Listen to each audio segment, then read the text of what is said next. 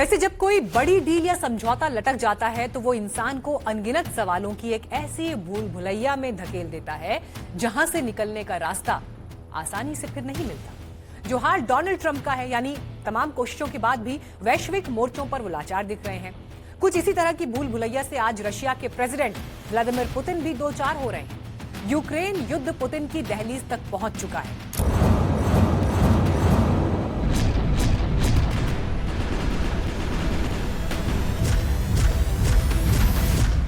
बुधवार को Saint Petersburg में पुतिन का वो ड्रीम इकोनॉमिक फोरम शुरू हुआ तो शायद ही किसी ने सोचा हो कि यूक्रेन का मिसाइल और ड्रोन रूस के दावोस कहे जाने वाले शहर तक भी पहुंच सकते हैं।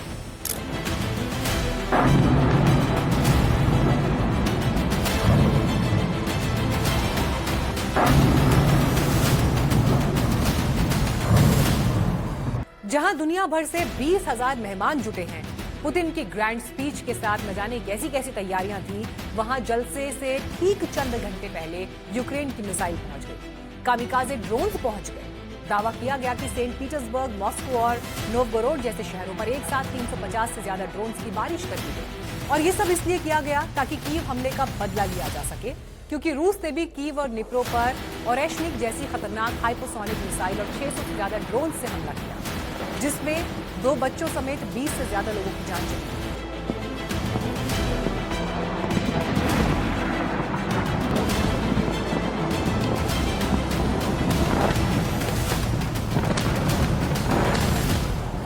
ये सिर्फ 2 देशों की बमबारी नहीं, ये 5 साल लंबे खिंच चुके एक ऐसे एंडलेस लूप की कहानी है जो अब पूरी तरह से एक दलदल बन चुका है। जब कोई युद्ध 5वें साल में प्रवेश कर जाए और जमीन पर कुछ ना हो, टकराव की स्थिति बनी रहे, तो जीत और हार के मायने बदल जाते हैं। और दुनिया की बड़ी बड़ी संस्थाएं हर मिसाइल हमले के बाद नुकसान का रियलिटी चेक करती हैं। रूस को क्या नुकसान हुआ? पुतिन भले ही दुनिया को यह दिखा रहे हो कि उनकी इकोनॉमी पर प्रतिबंधों का असर नहीं पड़ा, लेकिन आंकड़े कुछ और कहते हैं। यूक्रेनी राष्ट्रपति जेलेंस्की के हालिया बयान और इंडिपेंडेंट वॉचडॉग्स के मुताबिक जनवरी से मई के बीच यूक्रेन ने रूस की 15 बड़ी ऑयल रिफाइनरीज को टारगेट किया है। इससे रूस की मुख्य तेल रिफाइनिंग क्षमता का करीब 40% हिस्सा सीधे तौर पर प्रभावित हुआ है।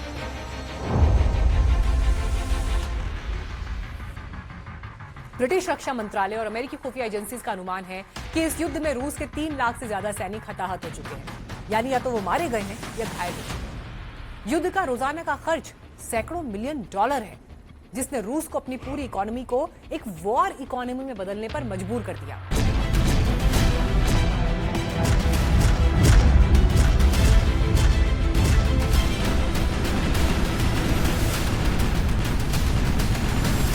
यूक्रेन इस लड़ाई में फ्रंट लाइन पर है और उसका नुकसान किसी मानवीय त्रासदी से कम नहीं।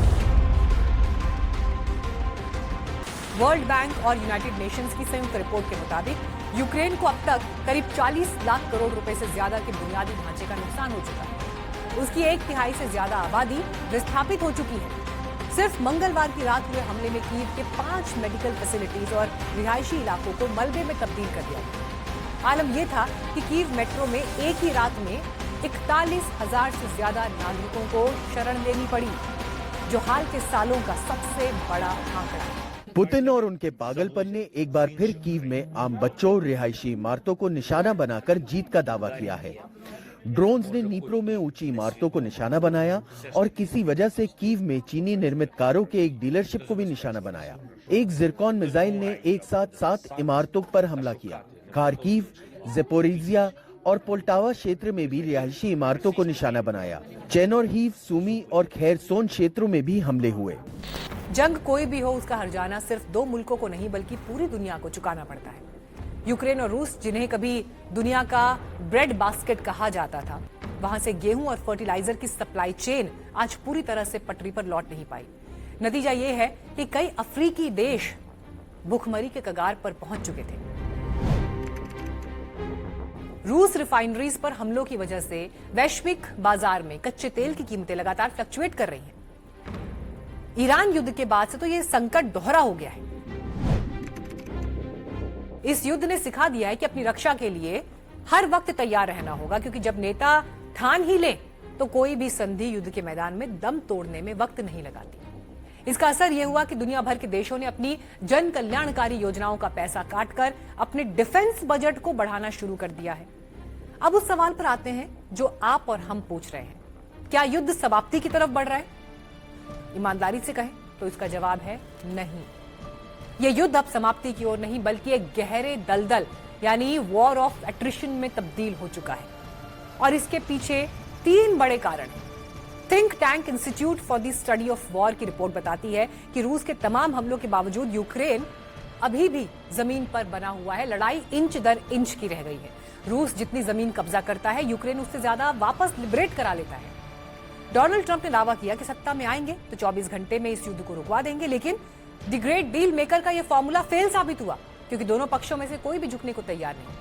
पुतिन के लिए पीछे हटने का मतलब राजनीतिक हार होगी और जेलेंस्की के लिए संप्रभुता से समझौता करना नामुमकिन है। जब एक रात में 900 से ज्यादा ड्रोन्स और हाइपरसोनिक मिसाइल चलने लगे तो समझ जाइए कि दोनों देशों की क्षमताएं और आक्रामकता कम नहीं हो रही बल्कि बढ़ रही है। और यही आक्रामकता अब अमेरिका भी दिखाने लगा है क्योंकि उसने अचानक से यूरोप में अपने परमाणु बम वाले बेस को एक बार फिर रिव्यू किया है। सवाल है, अमेरिका पर्दे के पीछे जंग का नया जाल क्यों बिछा रहा है?